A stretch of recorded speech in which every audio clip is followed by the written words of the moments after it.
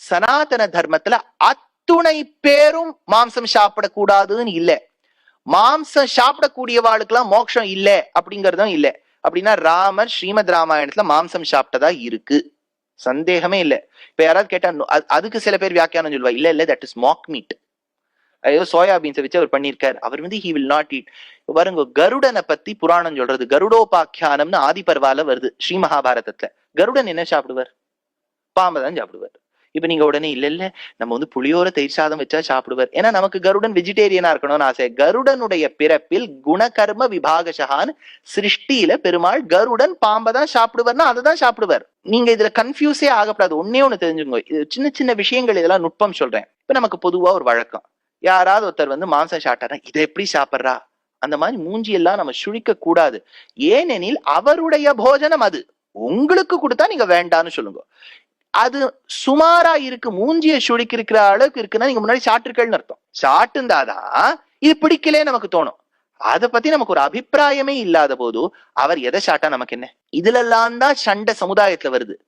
அவர் ஏன் அதை சாப்பிட்றன்னு நம்ம ஏன் திருத்தணும்? ஆனா ஒண்ணும், இதை ஆராய்ச்சி செய்யக்கூடிய வித்வான்கள்லாம் இருக்கா இல்லையா, அவ என்ன சொல்றா, சனாதன தர்மம் அத்துணை பேரும் மாம்சம் சாப்பிடக்கூடாதுன்னு சொல்லாவிடிலும் மாம்சத்தை சாப்பிடாம விட்டா நன்னாதானே இருக்கும் அப்படின்னு சொல்லியிருக்கு.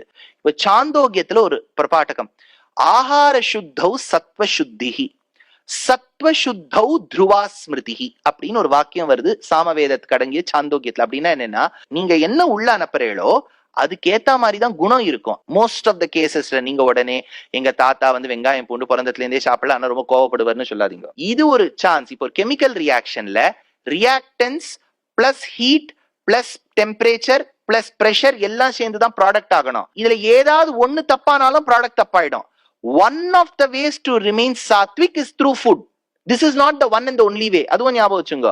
ஏன்னா மாம்சம் சாப்பிடக்கூடியவா எவ்வளவு பேர் சாந்தமா நல்ல குணம் படைத்து நல்ல புத்தி படைத்தவர்களாக இருக்கிறதையும் பாக்குறோம். மாம்சத்தை எல்லாம் சாப்பிடாமல் நல்ல ஒரு சாக்காஹாரி பொருளை சாப்பிட்டு வம்பு பேசக்கூடிய இன்னொருத்தருக்கு கெடுதல் நினைக்கிறவாளையும் பாக்குறோம். அப்படி சொல்லல வேதம். ஆன வரைக்கும் நீ பாரு, வேதம் என்னைக்குமே இத்தத்தான் பண்ணணும், இல்லாதான் நீ நரகத்துக்கு போய் இப்படிலாம் சொல்லவே சொல்லாது. உன் குலத்துல நீ மாம்சம் சாப்பிடுறியா, ட்ரை பண்ணேன் 30 நாட்களும் மாம்சம் சாப்பிடறதுக்கு பதிலா சில நாட்கள் விட்டு பாரு அப்படிங்கிற ஒரு வேதம் ஒரு ஆப்ஷன் கொடுக்குறது. சரி, நம்ம கேட்போம் மாம்சத்தை விட்டா என்ன ஆகும்? துருவா ஸ்மிருதி. துருவா ஸ்மிருதினா ஞாபக சக்தி கூடும் அப்படின்னு வேதம் சொல்றது. ட்ரை பண்ணி பாருங்களேன். யாராவது மாம்சம் சாப்பிடறவா இருந்தா ட்ரை பண்ணி பாருங்க. இது